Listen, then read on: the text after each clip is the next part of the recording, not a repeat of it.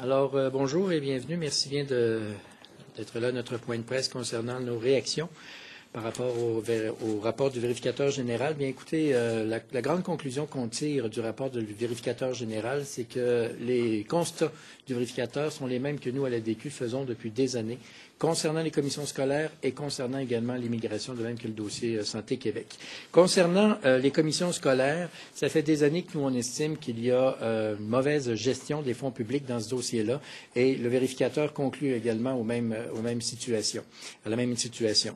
Il parle d'économies d'échelle qui pourraient être réalisées, il parle d'une meilleure coordination qui pourrait y avoir entre les commissions scolaires, il parle d'un effort qui devrait être supplémentaire dans ce dossier-là, ce n'est pas fait, et des économies qui peuvent être quand même assez substantielles quand on pense, entre autres, à une commission scolaire qui est d'ailleurs dans ma circonscription des premières seigneuries, où on pourrait économiser 23 % si les efforts étaient faits pour avoir une meilleure gestion.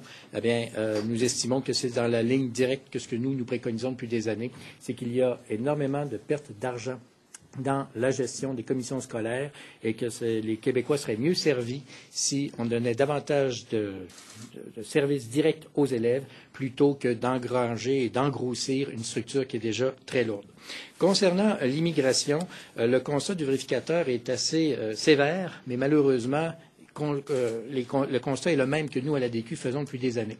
C'est-à-dire que nous souhaitons une immigration, mais pour réussir l'immigration au Québec, il faut qu'à la base, la sélection soit juste et honnête et dire exactement leur juste aux immigrants potentiels. Et une fois que les immigrants sont ici au Québec, pouvoir les accueillir comme il se doit.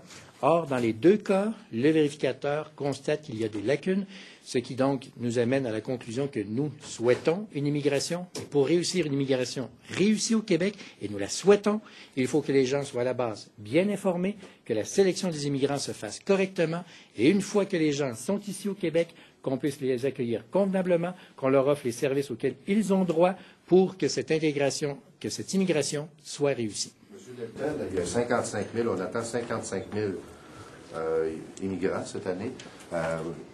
Est-ce qu'il y en a trop? Ce n'est pas une question qu'il y en a trop. C'est une question qu'il faut les accueillir comme il se doit. Et le vérificateur général constate que la sélection n'est pas à la hauteur des attentes et qu'une fois qu'ils sont ici, les services qu'on leur offre ne sont pas non plus à la hauteur des attentes.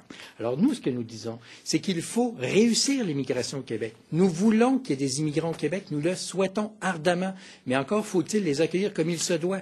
Et le constat que nous faisons depuis des années et que le constat que fait aujourd'hui le vérificateur, c'est que malheureusement au Québec, on n'est pas à la hauteur des attentes concernant l'immigration. Nous souhaitons qu'on les accueille correctement, mais pour ça, il faut avoir les moyens, et actuellement, nous n'avons pas ces moyens-là. Donc, vous souhaitez que si on n'a pas les moyens de les accueillir, qu'en attendant qu'on ait ces moyens-là, il faut y aller avec les pédales douces. Absolument, et la raison est la suivante, c'est qu'il n'y a personne qui gagne dans ces cas-là. Le Québec ne gagne pas et les immigrants surtout ne gagnent pas. Ces gens-là deviennent des victimes de notre système. Et il n'y a personne qui gagne lorsqu'on accueille quelqu'un et qu'on lui dit « Ah, ben regarde, finalement, on n'a pas assez les moyens de t'accueillir, mais c'est pas grave. » Non, mais soyons pragmatiques. Monsieur Deltel, Végil le dit, il y a 17 % de chômage chez les immigrants et qu'il n'y a aucune façon de mesurer la capacité du Québec de les intégrer dans le marché du travail. À ce moment-là, est-ce qu'il ne faudrait pas revoir les taux, justement, pour savoir combien le Québec est capable d'accueillir, combien on est capable collectivement d'intégrer tous ces gens-là? Bon, souvenons-nous qu'il y a quelques années, lorsque le débat a été soulevé, on parlait de 45 000 immigrants au Québec. Nous estimons que c'est un chiffre qui devrait être maintenu. Bien sûr qu'on souhaiterait qu'il y en ait davantage, mais actuellement, notre société n'est pas en mesure d'accueillir tous ces gens-là comme il se doit. Et tant et aussi longtemps qu'on se fait des accords entre nous autres, il n'y a personne qui gagne. Le Québec ne gagne pas et surtout, les immigrants ne gagnent pas.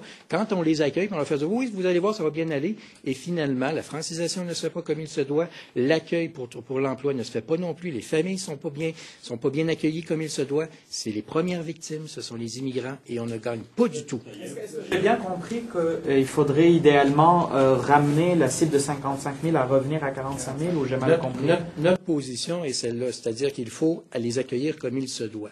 À l'époque où le débat faisait rage, il était a été lancé plutôt, il était à 45 000. Nous estimons que c'est une cible qui est réalisable. Mais le constat est cruel et brutal. Et qu'actuellement, à 55 000, on n'a pas les moyens d'accueillir ces gens-là comme il se doit. Et c'est nous qui nous pénalisons, mais d'abord et avant tout les immigrants. Et c'est ça qui est triste. On génère des attentes et on crée des déceptions et il n'y a personne qui gagne là-dedans.